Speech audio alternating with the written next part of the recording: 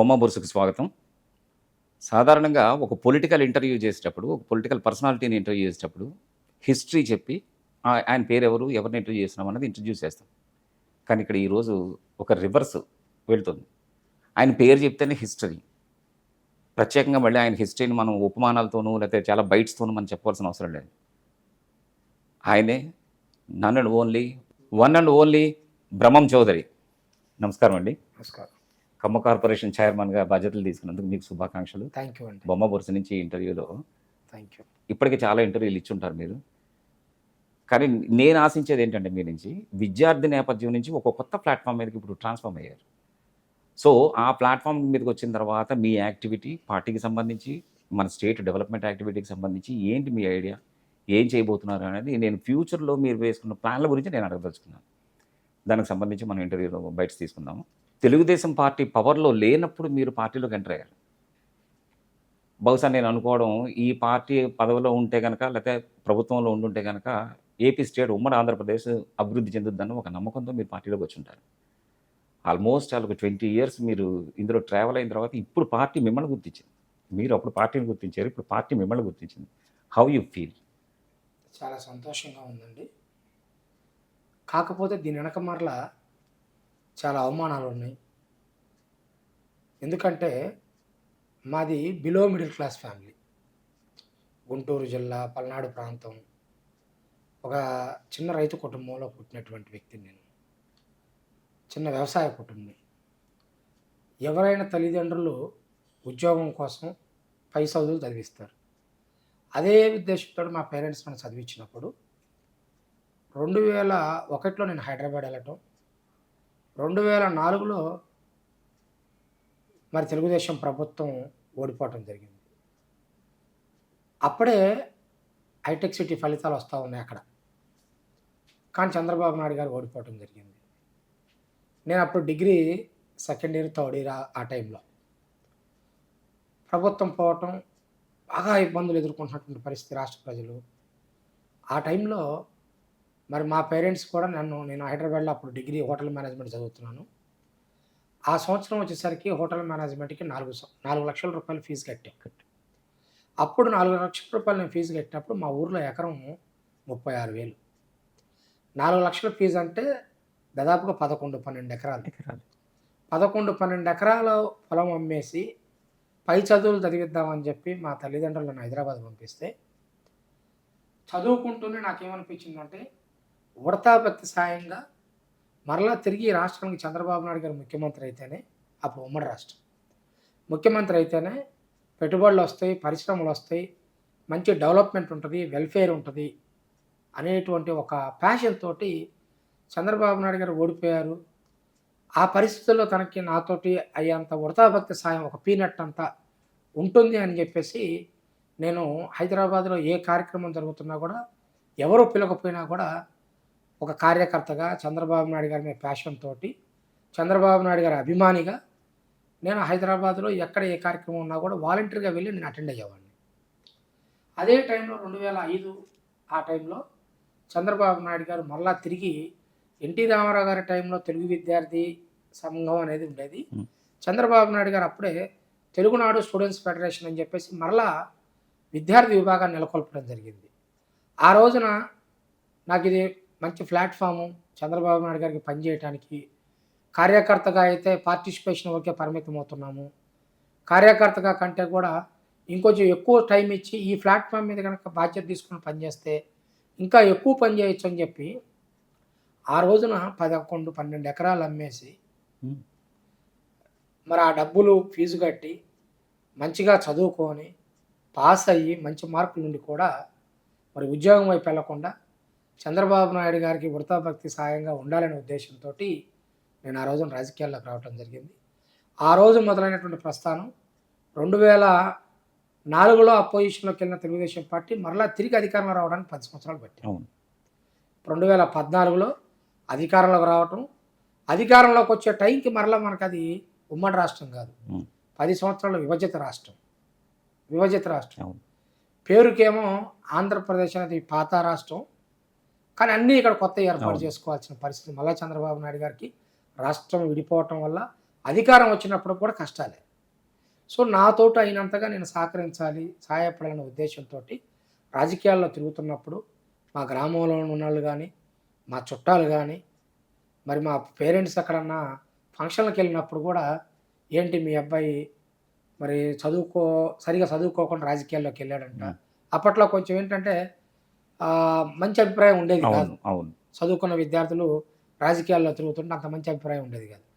అలాంటి అవమానాలు మా ఇంట్లో వాళ్ళు అంటున్నప్పుడు, అవి నాకెవరో ఒకళ్ళు మూడో వ్యక్తి నాకు చెబుతున్నప్పుడు నేను చాలా అవమానపడ్డా. చాలా బాధపడ్డా. మా పేరెంట్స్ "మనకు రాజకీయాలు సూట్ అవ్వవు. నీకు చదివిచ్చాము. మంచిగా చదువుకోమని" చెబుతున్నప్పుడు నాకు ఒక పక్కన పాలిటిక్సు, ఒక పక్కన పేరెంట్స్ భయము, బాధ. ఎటూ తేల్చుకోలేక నిద్రలేనటువంటి రాత్రులు గడిపా. గడపడమే కాకుండా ఇంటికెళ్తే రాజకీయాలొద్దు, పై చదువులన్నా చదువు, ఉద్యోగానికన్నా ఎళ్ళు అంటున్నప్పుడు, ఇక వారికి కూడా నేను సమాధానం చెప్పలేక దాదాపుగా ఒక 2.5, 3 సంవత్సరాలు నేను మా పేరెంట్స్‌కి, మా ఊరికి, మా కుటుంబాలకు కూడా నేను అందుబాటులో లేకుండా దూరంగా ఉండి పార్టీకి పనిచేశాను. అప్పుడు ఎల్బీ నగర్ పట్టణ అధ్యక్షుడిగా ఉన్నాను. మరి నా కష్టాన్ని గుర్తించి ఆ రోజున మరి టీఎన్ఎస్ఎఫ్ రంగారెడ్డి జిల్లా అధ్యక్షుడిగా ఇచ్చారు. జిల్లా అధ్యక్షుడి తర్వాత ఉమ్మడి రాష్ట్రానికి తెలుగు విద్యార్థి రాష్ట్ర ప్రధాన కార్యదర్శిగా, అంటే టీఎన్ఎస్ఎఫ్ రాష్ట్ర ప్రధాన కార్యదర్శిగా పనిచేశాను. హైదరాబాదు, రంగారెడ్డి, అదే టైంలో జరిగినటువంటి చంద్రబాబు నాయుడు గారి పాదయాత్రలో క్రియాశీలకంగా పనిచేశాను. ఆ తర్వాత గవర్నమెంట్ వచ్చి రాష్ట్రం విడిపోయిన తర్వాత మొట్టమొదటిగా ఏర్పడ్డ కొత్త రాష్ట్రానికి నేను టీఎన్ఎస్ఎఫ్ రాష్ట్ర అధ్యక్షుడిగా లోకేష్ గారిని నియమించడం జరిగింది. అప్పటికే ప్రభుత్వం గానీ, పార్టీ గానీ నేను పడ్డ కష్టాన్ని గుర్తించడం జరిగింది. తెలుగు విద్యార్థి రాష్ట్ర అధ్యక్షుడిగా నాకు అవకాశం ఇచ్చారు. అధికారంలో ఉన్నప్పుడు కూడా నేను నామినేటెడ్ పదవులు అడగకుండా ఆ 5 సంవత్సరాలు టీఎన్ఎస్ఎఫ్ రాష్ట్ర అధ్యక్షుడిగా నేను పనిచేశాను. ఆ తర్వాత దురదృష్టవశాత్తు జగన్మోహన్ రెడ్డి ప్రభుత్వం వారి తండ్రిని అడ్డం పెట్టుకొని సంపాదించినటువంటి ఆస్తులతో ఏర్పాటు చేసినటువంటి పేపర్లు, ఛానళ్ళు, బినామీ ఛానళ్ళు, ప్రో ఛానల్స్, వీళ్ళందరూ చంద్రబాబు నాయుడు గారు చేసినటువంటి అభివృద్ధిని, సంక్షేమాన్ని మెస్మరైజ్ చేసి ఉన్నది లేనట్లుగా, లేనిది ఉన్నట్లుగా చూపించి అక్రమ సంపాదనతోటి మరలా చంద్రబాబు నాయుడు గారిని కుట్రలో కుతంత్రాలు పన్ని మళ్ళా ఓడించడం జరిగింది. మరలా కూడా 2006 తర్వాత నేను ఏదైతే చంద్రబాబు నాయుడు గారు అయితేనే ఈ రాష్ట్రం బాగుపడుతుందనే ఉద్దేశంతో నాకు ఏ నామినేటెడ్ పదవి అధికారంలో ఉన్నప్పుడు నేను తీసుకోకపోయినా కూడా ఓడిపోయిన బిగినింగ్ డే నుంచి మరలా నేను ఎక్కడికి వెళ్లకుండా ఇక్కడే ఆంధ్రప్రదేశ్లో, ఇక్కడే విజయవాడ రాజధానిగా, అమరావతి రాజధానిగా తాడేపల్లిలోనే ఉండి లోకేష్ గారు ఏ కార్యక్రమం ఇచ్చినా, చంద్రబాబు నాయుడు గారు ఏ కార్యక్రమాన్ని ఇచ్చినా కూడా ఈ 4.5, 5 సంవత్సరాల పాటు గట్టిగా పనిచేయటం జరిగింది. దానికి గుర్తింపుగా చంద్రబాబు నాయుడు గారు, మరీ ముఖ్యంగా లోకేష్ గారు, బ్రహ్మం అయితే కమ్మ కార్పొరేషన్ బాగుంటుంది, కష్టపడ్డాడు, సఫర్ అయ్యాడు, అది పార్టీకి కూడా కార్యకర్తలందరికీ మైండ్లో ఉంది, కమ్యూనిటీలో కూడా కమ్మ కమ్యూనిటీలో జగన్ వల్ల బ్రహ్మం సఫర్ అయ్యాడు, పార్టీకి క్రైసిస్లో ఉన్నాడు అనేది కమ్యూనిటీకి కూడా ఉంది. కాబట్టి ఇటు కమ్యూనిటీ అటు పార్టీ ఇద్దరూ ఓన్ చేసుకొని మరి ముందుకి పోవడానికి అవకాశం ఉంటుంది బ్రహ్మం అయితే అని చెప్పి ఒక రైట్ పర్సన్, రైట్ పొజిషన్ అనేటువంటి నినాదంతో లోకేష్ గారు, చంద్రబాబు నాయుడు గారు కలిసి సంయుక్తంగా నాకు ఈ బాధ్యతలు అప్పచెప్పారు. వాళ్ళు ఇచ్చినటువంటి పదవితోటి నేను న్యాయం చేయగలుగుతానా, నా చిన్న వయసుకి నేను అందరిని సంతృప్తి గలనా? ఎందుకంటే కమ్మ కార్పొరేషన్ అనగానే రాష్ట్రంలో దాదాపుగా 120, 125 మరి కమ్మ సేవా సమితులు కానీ, కమ్మ జనసేవా సమితులు కానీ, కాకతీయ సేవా సమితులు కానీ అందరూ కూడా కమ్మ సామాజిక వర్గంలోని పెద్దవారు ఉన్నారు, వయసులో సీనియర్ సిటిజన్స్ ఉన్నారు. వాళ్ళు ఎన్నో సంవత్సరాల నుండి వాళ్ళు సేవలు అందిస్తూ ఉన్నారు. వాళ్ళందరూ కోఆర్డినేట్ చేసుకుంటూ, పార్టీలో ఉన్నటువంటి కమ్మవారిని కోఆర్డినేట్ చేసుకుంటూ, మరి ఈ సమాజంలో ఉన్నటువంటి పేద కమ్మవారికి, పెద్ద కమ్మవారికి మధ్యలో వారధిగా ఉండాలి, పెద్దన్న పాత్ర పోషించాలి. పెద్దన్న పాత్ర పోషించే దాంట్లో నేను కమ్యూనిటీని సంతృప్తిపరచగలనా లేదా అనేది ఒక భయం ఉండేది. కానీ చంద్రబాబు నాయుడు గారు నాకు అవకాశం ఇచ్చిన తర్వాత నేను రీసెంట్గా చేసినటువంటి ప్రమాణ స్వీకారంలో శ్రీకాకుళం నుంచి చిత్తూరు వరకు, తమిళనాడు కావచ్చు, కర్ణాటక కావచ్చు, లేకపోతే తెలంగాణ కావచ్చు, పక్క రాష్ట్రాల్లో ఉన్నటువంటి కమ్మ సంఘాలు, ఆంధ్రప్రదేశ్లో ఉన్నటువంటి తెలుగుదేశం పార్టీ కార్యకర్తలు, మరీ ముఖ్యంగా కూటమిలో ఉన్నటువంటి అన్ని సామాజిక వర్గాలకు సంబంధించినటువంటి వ్యక్తులు వచ్చి ఇది నాకు వచ్చింది ఈ పదవి, బ్రహ్మంకి వచ్చిందంటే నాకు వచ్చింది, నా ఇంటికి వచ్చింది. బ్రహ్మం ఒక సామాజిక వర్గానికి చైర్మన్ అయినా కూడా ఇతర సామాజిక వర్గాలకు సంబంధించిన వారు కూడా ఇది మాకు వచ్చిన పదవి అని చెప్పేసి, మరీ ముఖ్యంగా ఏర్పాట్లకు సంబంధించినటువంటి అంశాల్లో కూడా ఇతర సామాజిక వర్గాల వారు ఫోన్లు చేసి 2 రోజులు ముందొచ్చి ప్రతి విషయంలో అన్ని సామాజిక వర్గాలు మిళితమై పనిచేసి ఈ యొక్క కమ్మ కార్పొరేషన్ చైర్మన్ వైపు ప్రమాణ స్వీకారం వైపు తెలుగు రాష్ట్రాల్లో ఉన్నటువంటి తెలుగుదేశం పార్టీ అభిమానులు, కూటమి అభిమానులు, ఈ రాష్ట్ర ప్రజలందరూ కూడా ఒక్కసారిగా కమ్మ కార్పొరేషన్ ప్రమాణ స్వీకారం గురించి మాట్లాడుకునే స్థాయికి రాష్ట్రంలో ఉన్నటువంటి అన్ని సామాజిక వర్గాల వారు, అన్ని ప్రాంతాల వారు ఈ యొక్క కార్యక్రమాన్ని విజయవంతం చేయడం జరిగింది.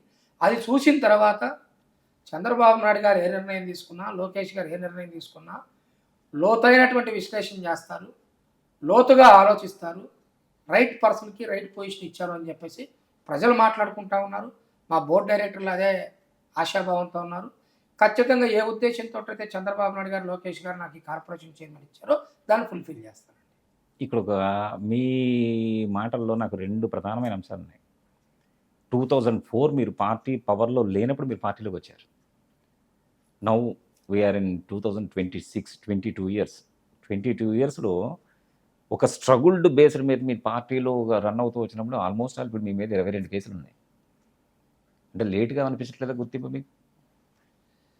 లేట్గా అంటే చంద్రబాబు నాయుడు గారి మీద ప్యాషన్తో వచ్చానండి. ఓకే. నా పొలిటికల్ కెరీర్ మీద ప్యాషన్తో నేను రాలా రాజకీయాలు సార్. నా పొలిటికల్ కెరీర్ తోటో లేకపోతే నేను వ్యాపారంలో సెటిల్ అయ్యి రాజకీయాల్లో కూడా సెటిల్ అవ్వాలని వస్తేనో, లేకపోతే నేను ఒక 2 ఇయర్స్లో ఎమ్మెల్యే అవ్వాలి, 4 ఇయర్స్లో ఎంపీ అవ్వాలి అనేటువంటి టార్గెట్స్ చాలా. నా సింగిల్ ఐడియాలజీ, నా సింగిల్ ఎజెండా. ఇప్పుడు మనం ఎదుగుతున్న టైంలో చంద్రబాబు నాయుడు గారు అయితే మంచి అడ్మినిస్ట్రేషన్ ఉంటుంది, వెల్ఫేర్ ఉంటుంది, డెవలప్మెంట్ ఉంటుంది. అలాంటి నాయకులకి మనం కనుక మనతో అయింది చేస్తే నాకు లబ్ధి జరగకపోయినా నా ఏజ్ గ్రూప్కో ఫ్యూచర్ జనరేషన్స్కో లబ్ధి చేకూరుతుంది అని చెప్పేసి ఆయన అడ్మినిస్ట్రేషను, ఆయన మీద ఉన్న ప్యాషన్ తోటి నేను రాజకీయాల్లోకి వచ్చినవాడిని. నేనేం కోరుకుంటా అంటే నాకేమొస్తుంది అనేదానికంటే నేను ప్యాషనేట్గా ఉంటున్నటువంటి నా నాయకుడు అధికారంలో ఉంటే ఆయన చేసే మంచి పనుల వల్ల సమాజం బాగుంటుంది, చంద్రబాబు నాయుడు గారు అనేటువంటి ఐడియాలజీ కలిగినటువంటి మనుషులు హ్యాపీగా ఉంటారు, రాష్ట్రం హ్యాపీగా ఉంటుంది. అది చూస్తూ నేను హ్యాపీగా ఉంటాను. అదే నాకు ఇష్టం. సో పాలిటిక్స్లోకి రావడానికి అయితే మీ నేపథ్యం, ఆయన నేపథ్యం మీ మీద ఏమైనా ఇన్ఫ్లుయెన్స్ ఉందా? ఖచ్చితంగా అండి. ఆయన కూడా యూనివర్సిటీ నుంచి పాలిటిక్స్లోకి రావడం, ఖచ్చితంగా విద్యార్థి నాయకుడుగా రాజకీయాల్లోకి వచ్చారు. బిలో మిడిల్ క్లాస్గా నుంచి రాజకీయాల్లోకి వచ్చారు. ఎవరికి సాధ్యం కాదండి. 27 సంవత్సరాలకు ఆయన మంత్రి అయ్యారు. 27 సంవత్సరాలకి. నేను ఇప్పుడు 39 సంవత్సరాల కార్పొరేషన్ చైర్మన్ అయ్యా. ఓకేనండి. కాబట్టి నాకే కాదు, ఇవాళ ప్రపంచంలో ఉన్నటువంటి ప్రతి తెలుగు వారికి ఇవాళ లక్షల వేల రూపాయలు జీతాలు సంపాదిస్తున్నారంటే ఆయన ఆ రోజు చూపించినటువంటి చొరవ, ముందు చూపు. ఆ రోజు నన్ను హైటెక్ సిటీ అంటే ఒకళ్ళు అన్నారు ఆ బిల్డింగ్లో గబ్బిలాడ గూళ్ళు పెట్టుకోవడానికి పనికిరాదు ఆ బిల్డింగ్ అన్నారు. ఆయన కంప్యూటర్ అన్నప్పుడు ఏమన్నారు, కంప్యూటర్లో కూడు పెడతాయా అన్నారు, హేళన చేశారు. కానీ ఆయన విజను 20 సంవత్సరాల ముందు ఆలోచిస్తాడు. ఈరోజు చూడండి క్వాంటమ్ వ్యాలీ, ప్రపంచంలో ఉన్నటువంటి కంపెనీలన్నీ కూడా ఇండియాకి రావడం కోసం ప్రయత్నాలు జరుగుతున్నప్పుడు ఇండియాకి వచ్చినటువంటి ఏ కంపెనీని అయినా సరే ఆంధ్రప్రదేశ్కి తీసుకురావాలని కలలుగా అన్నాడు. ఉమ్మడి ఆంధ్రప్రదేశ్కి రావాలని కలలుగా అన్నాడు. ఆ కళలు ఈరోజు సాకారం అయింది. ఇప్పుడు తన స్వార్థం ఏంటి, ఇండియాకి వచ్చేటువంటి ప్రతి కంపెనీ కూడా అమరావతికి రావాలని కలలుగా అంటా ఉన్నాడు. అమరావతి రాజధానిగా ఉన్నటువంటి ఆంధ్రప్రదేశ్కి తిరుపతికి రావాలి, అక్కడ ఉన్నటువంటి ఇన్ఫ్రాస్ట్రక్చర్ని బట్టి, విశాఖపట్నంకి రావాలి, అక్కడ ఉన్నటువంటి ఇన్ఫ్రాస్ట్రక్చర్ని బట్టి, సర్వీస్ సెక్టర్ అనేది క్యాపిటల్ ఏరియా అమరావతి రాజధానికి రావాలి. అప్పుడే 13 జిల్లాలు కూడా సమిష్టిగా అభివృద్ధి చెందుతుంది, ఆదాయం సమిష్టిగా డిస్ట్రిబ్యూట్ అవుతుంది. ఒక పక్కన వెల్ఫేర్, ఒక పక్కన డెవలప్మెంట్. మరి ఇంత కూడా స్వార్థం లేకుండా ఈ రాష్ట్రం కోసం, ఈ రాజధాని కోసం, ఈ 5 కోట్ల మంది ప్రజల కోసం ఆయన ఒకడు ఆలోచిస్తున్నప్పుడు ఆయన గురించి మనం ఆలోచిస్తే తప్పేంటి? ఆయన బాగుంటే రాష్ట్రం బాగుంటుంది కదా. ఆయన పడేటువంటి కష్టంలో పీనట్ అంత, ఒక పెసరగింజ అంత, ఒక గురిగింజ అంత మన కష్టం కూడా ఉంటే బాగుంటుంది అనేది నా ఉద్దేశం. ఇందాక మీరు మాట్లాడుతూ ఆల్మోస్ట్ ఆల్ ఒక 12 ఎకరాలు అమ్మేసి 4 లక్షలు సంపాదిస్తే తప్ప హోటల్ మేనేజ్మెంట్ చేయలేని పరిస్థితి. ఆ డేస్‌లో మీరు చదువుకున్నారు. ఇప్పుడు మనం చాలా ముందుకొచ్చాం. ఎడ్యుకేషన్ సిస్టమ్‌లో గాని, లేదా గవర్నమెంట్ అడ్మినిస్ట్రేషన్ సిస్టమ్‌లో గాని చాలా ముందుకొచ్చాం కదా! మేజర్ పార్ట్ అంతా మీరు స్టూడెంట్ యాక్టివిటీ, స్టూడెంటు సెక్టార్‌లోనే మీ పార్టీ ట్రావెల్ అంతా నడిచింది కదా! ఎట్లా మీరు కమ్యూనికేట్ చేస్తున్నారు వీళ్ళకి?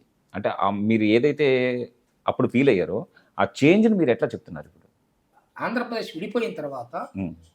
దాదాపుగా 13 జిల్లాలు, ఉమ్మడి జిల్లాలు ఆ రోజున హ్మ్. విడిపోయినప్పుడు. హ్మ్. ఈరోజు పెరిగాయి. ఒక్కొక్క జిల్లాకి నేను ఒక 5, 6 విద్యార్థి నాయకులను తయారు చేశాను. అసలు బ్యూటీ ఏంటి అంటే, ఆ విద్యార్థి నాయకులు నేను తయారు చేసిన విద్యార్థి నాయకులు నాకంటే ముందే వాళ్ళ లోకల్ సిట్యుయేషన్స్‌ని బట్టి వాళ్ళు కూడా చైర్మన్‌లయ్యారు. నాకది చాలా అది సంతోషం. మీ గ్రేట్ కదా! నా గ్రేట్ కాదు. వాళ్ళు కష్టపడ్డారు. అదే. ఓకే. పొలిటికల్ ఈక్వేషన్స్, అంటే ఒక ఒక పోలరైజేషన్‌లో సమర్థతను మనం చూస్తేనే కదా చూజ్ చేసుకుంటాము. శ్రీకాకుళం నుంచి చిత్తూరు వరకు ఈరోజు హుహు. నాకంటే ముందు హుహు. ఒక 5, 6 చైర్మన్‌లయ్యారు. నేను చాలా సంతోషంగా, చాలా ప్రౌడ్‌గా ఫీల్ అయ్యాను. చాలా ప్రౌడ్‌గా ఫీల్ అయ్యాను. చాలా సంతోషపడ్డా. ఎందుకు చెప్తున్నానంటే, కష్టపడే వారిని ఇతర పార్టీలో లాగా తెలుగుదేశం పార్టీలో ఉండదు. హ్మ్. ఇప్పటికి కూడా నేను ఓపెన్‌గా చెప్తున్నానండి. మీరు ఇన్ఫర్మేషన్ తీసుకోండి. నేను బయోడేటా ఇచ్చి నాకు ఒక పదవి ఇవ్వండి అని చెప్పి నేను అడగలేదు. హ్మ్. పార్టీకి మనం కష్టపడ్డ విధానంతోటి పార్టీ ఐడెంటిఫై చేసి పార్టీ ఇచ్చింది. అది చంద్రబాబు నాయుడు గారు, లోకేష్ గారు. మనం అనుకుంటాం ఎవరో మన ఎమ్మెల్యేనో, మన మంత్రో లేకపోతే ఇంకెవరో ఇన్‌ఫ్లూయెన్స్ చేస్తారు పదవి ఆపడానికనో, ఎవరన్నా పదవి తీసుకొచ్చుకుంటే పలానా వాళ్ళ వల్ల పదవి వచ్చిందో అనేది నేను నమ్మను ఆ సిద్ధాంతాన్ని. లోకేష్ బాబు గారి నెట్వర్క్ లోకేష్ బాబు గారికి ఉంటుంది. చంద్రబాబు నాయుడు గారి నెట్వర్క్ చంద్రబాబు నాయుడు గారికి ఉంటుంది. ఈరోజు గవర్నమెంట్‌లో ఉన్నాం కాబట్టి అడిషనల్‌గా ఇంకా పోలీస్ ఇంటెలిజెన్స్ ఉంటుంది, స్పెషల్ బ్రాంచ్ ఉంటుంది. పార్టీ పెట్టుకున్నటువంటి కన్సల్టెంట్లు కొంతమంది ఉంటారు. వాళ్ళందరూ కూడా పొలిటికల్‌గా కమ్యూనిటీసు, పొలిటికల్ సిట్యుయేషన్స్, ప్రాంతాలు చూసుకొని అవకాశాలు కల్పిస్తారు. ఈ రోజున నాకు నా పదవి ఎంత ఉపయోగపడుతుందో, ఈ పదవిలో ఉండి వాళ్ళు ఇచ్చిన రెస్పాన్సిబిలిటీని 100% చేసి ఫుల్‌ఫిల్ సక్సెస్ చేయగలిగారు. అవ్వడానికి నేను ట్రై చేస్తే yes. That that good will goes to party. కదా! అవును. కాబట్టి మనం ఆలోచించుకోవాలి. ప్రజలకు అదే చెప్పాలి. విద్యార్థులకు అదే చెప్పాలి. యువతకు అదే చెప్పాలి. మన దృష్టికొచ్చినటువంటి ప్రతి విషయాన్ని కూడా పార్టీకి ఉపయోగపడే ప్రతి విషయాన్ని, ప్రభుత్వానికి మంచి పేరు తీసుకొచ్చే ప్రతి విషయాన్ని కూడా మనకున్నటువంటి సోర్సెస్ ద్వారా పార్టీ ద్వారా ప్రభుత్వానికి చేరిస్తే ఖచ్చితంగా మంచి ఫలితాలొస్తాయి. సుదీర్ఘంగా ప్రభుత్వం ముందుకు కొనసాగుతుంది. ఏ ప్రభుత్వం అయితే దీర్ఘకాలికంగా అధికారంలో ఉంటుందో ఆ రాష్ట్రాలు తొందరగా అభివృద్ధి చెందినాయి. 2014లో గవర్నమెంట్ వచ్చింది. అవును. 19లో రాకపోవటం వల్ల మళ్ళా 24లో 14 నుంచి స్టార్ట్ చేసుకున్న దానికంటే ఘోరాతి ఘోరమైనటువంటి పరిస్థితి ఉంది. వెళ్ళాం. అవును. ఆ రోజున మనం విన్నాం. ఆఫీస్ లేక ఒక గుడిసె లాంటి బస్సులో నుంచి అధికారాన్ని ప్రారంభించారు చంద్రబాబు నాయుడు గారు. ఈ రోజున ఆ పరిస్థితి కూడా లేదు. ఆంధ్రప్రదేశ్ రాష్ట్రంలో మొన్న 24 అవును. సంవత్సరాలు. 5 సంవత్సరాలు మొత్తం సర్వనాశనం చేశారు ఈ రాష్ట్రాన్ని. ఫస్ట్ నష్టపోతుంది ఎవరు? యూత్. యూత్ కంటే ముందు నష్టపోతుంది ఎవరు? అన్‌ఎంప్లాయీస్. కాబట్టే రాష్ట్రంలో అన్‌ఎంప్లాయీస్ మొత్తం ఆత్మహత్యలు చేసుకుంటా ఉన్నారు. హ్మ్. మహిళలకు రక్షణ లేక మహిళలు నిరాశ స్థితికి వెళ్ళిపోయారు. రైతులకు ఉపయోగం లేక వ్యవసాయం లాభసాటిగా లేక రైతులు. ఏ వర్గం కూడా 2019 నుంచి 24 వరకు హ్యాపీగా లేనప్పుడు స్థిమితంగా లేదు. లోకేష్ గారు ఒక్కరే వాళ్ళందరికీ ధైర్యాన్నివ్వాలి, భరోసానివ్వాలి, రాష్ట్రాన్ని కాపాడుకోవాలనే ఉద్దేశంతోటి కుప్పం నుంచి పాదయాత్ర మొదలుపెట్టారు. వారసత్వ రాజకీయాలకి వారసత్వం లేనటువంటి నాలాంటి చాలామందిని పక్కన పెట్టుకొని మా అందరికీ బాధ్యతలు అప్పచెప్పి పని నేర్పించుకుంటూ ముందుకు తీసుకెళ్లారు. ఈ రోజున మొన్న నా ప్రమాణ స్వీకారానికి వచ్చిన వాళ్ళందరూ వక్తలు కూడా కార్యకర్త స్థాయి నుండి కార్పొరేషన్ స్థాయి వరకు వెళ్ళాడు. కార్పొరేషన్ చైర్మన్ వరకు అన్నారు. అప్పుడు చూడండి పబ్లిక్‌లో వచ్చినటువంటి ఏదైతే ఉందో అదంతా కూడా I feel very proud. Lokesh గారు కొంతమంది అంటుంటారు, నీకు ఇంకా పదవి లేదు, నీకు ఇంకా పదవి లేదు. నాకు తెలుసు వాళ్ళు ఎప్పుడు ఇవ్వాలో, హ్మ్. వాళ్ళకి తెలుసు, వాళ్ళు ఇస్తారు నాకు. నాకు ఎలాంటి అసంతృప్తి లేదు అని చెప్పాను. ఎందుకంటే ఈరోజు నేను కార్పొరేషన్ చైర్మన్ స్థాయికి వచ్చే ముందు 2 సంఘటనలు జరిగినాయి. ఒకటి కరోనా టైంలో నాకు కరోనా వచ్చింది. రెండవ కరోనా టైంలో. నేను చావు దగ్గరికి వెళ్ళా. కొన ఊపిరితో ఉన్నాం. చాలా హెవీగా వచ్చింది. బయట బెడ్లు దొరకనటువంటి పరిస్థితి. తెలుసుకొని లోకేష్ గారు, చంద్రబాబు నాయుడు గారు హాస్పిటల్‌లో జాయిన్ చేసి, రెమిడెసివిర్ ఇంజెక్షన్స్ కావాలంటే వాళ్ళ ఇన్‌ఫ్లుయెన్సర్‌తో తెప్పించి 16 రోజులు నేను హాస్పిటల్‌లో దాదాపుగా 15-16 లక్షల రూపాయలు ఖర్చయింది. వాళ్ళే డబ్బులు కట్టుకున్నారు. వాళ్ళే కాపాడుకున్నారు. ఆ తర్వాత కట్ చేస్తే 4 సంవత్సరాలు నేను పార్టీకి పనిచేశాను ప్రతిపక్షంలో ఉన్నా. దర్శి ఎలక్షన్ ప్రచారానికి వెళ్ళేసి వస్తున్నప్పుడు యాక్సిడెంట్ జరిగింది. అప్పుడు 20 రోజులు హాస్పిటల్‌లో ఉన్న, 15 రోజులు కోమాలో ఉన్నా. ఆ రోజున 20-30 లక్షల రూపాయలు వాళ్ళే కట్టారు. నన్ను ఇంటికి వచ్చే వరకు. ఆ రోజు పరిస్థితి ఏంటంటే ప్రతిరోజు హెలికాప్టర్ వేసుకొని 5-6 నియోజకవర్గాలు తిరుగుతున్నటువంటి పరిస్థితి. చంద్రబాబు నాయుడు గారు, లోకేష్ గారు ప్రచారం కోసం. ఆ టైంలో కూడా ఉదయమో, మధ్యాహ్నమో, సాయంత్రమో నా గురించి డాక్టర్స్ తోటి మాట్లాడి నా హెల్త్ సిచ్యువేషన్ తెలుసుకొని అవసరమైతే ఓ చాపర్ పెట్టి హైదరాబాద్ తీసుకెళ్ళి అక్కడ కూడా వైద్యం చేయించడానికి మానసికంగా సిద్ధపడ్డారు. అంటే ఒక కార్యకర్తకి, ఒక పార్టీ వ్యక్తులుగా, పార్టీ అంటే irrespective of the community, party కోసం ప్రాణం పెట్టేటువంటి కార్యకర్తను కాపాడుకోవటంలో లోకేష్ గారు కానీ, చంద్రబాబు నాయుడు గారు ఏ విధంగా చెల్లించిపోతారు, ఏ విధంగా రెస్పాండ్ అవుతారు అనే దానికి ఉదాహరణలు. ఈ రోజున మనం ఈ 2 సంఘటనలు చెప్పా. బ్రిటిష్ వాళ్ళు దేశాన్ని వదిలిపెట్టిపోయిన రోజు నుంచి అనేక పార్టీలు ఈ దేశాన్ని పరిపాలించిన, అనేక రాష్ట్రాల్లో అనేక ప్రాంతీయ పార్టీలు ఉన్నా ఏ ప్రాంతీయ పార్టీకి కూడా ఒక ట్రస్ట్ లేదండి. ఇలా తెలుగుదేశం పార్టీకి ఎన్టీఆర్ చారిటబుల్ ట్రస్ట్ పెట్టారు. రాజకీయ కక్షల్లో భాగంగా కార్యకర్తలు చనిపోతారు, పిల్లల్ని చదివించడానికి ఒక స్కూల్ పెట్టారు. ఒక అడుగు ముందుకేసి లోకేష్ గారు అధికారంలో ఉన్నప్పుడు రాలా. లోకేష్ గారు రాజకీయాల్లోకి తెలుగుదేశం పార్టీ ప్రతిపక్షంలో ఉన్నప్పుడు వచ్చారు లోకేష్ గారు కూడా. ఏది స్టాన్ఫోర్డ్ యూనివర్సిటీలో చదువుకొని, కాలిండి మిలాన్ యూనివర్సిటీలో చదువుకొని, ఓల్డ్ బ్యాంకులో ఉద్యోగం చేసి, అంత మంచి భవిష్యత్తు ఉండి, చిన్న వయసులో ఎంజాయ్ చేయడానికి అవకాశం ఉన్న వయసులో అన్నిటిని వదిలేసి తాతగారు పెట్టిన పార్టీ కోసం, ఆయన పెట్టిన పార్టీ సిద్ధాంతాల కోసం అధికారంలో ఉన్నప్పుడు కాకుండా ప్రతిపక్షంలో ఉన్నప్పుడు రాజకీయాల్లోకి వచ్చి తిరిగి ఆ పార్టీని అధికారంలో తీసుకురావడం కోసం తన స్టాన్ఫోర్డ్ మైండ్ సెట్ని పెట్టారు.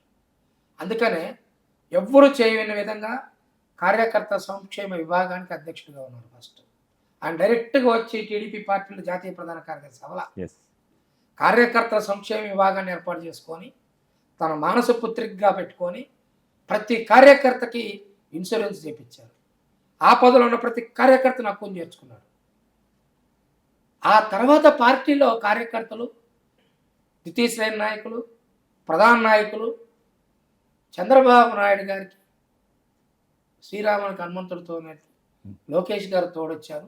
మాలాంటి యువకులను ప్రోత్సహించారు. అంత రాష్ట్రమంతా అన్ని సామాజిక వర్గాల్లో ఉన్నటువంటి యువతను ప్రోత్సహించారు. ఈరోజు ఈ స్థాయికి తీసుకొచ్చారు.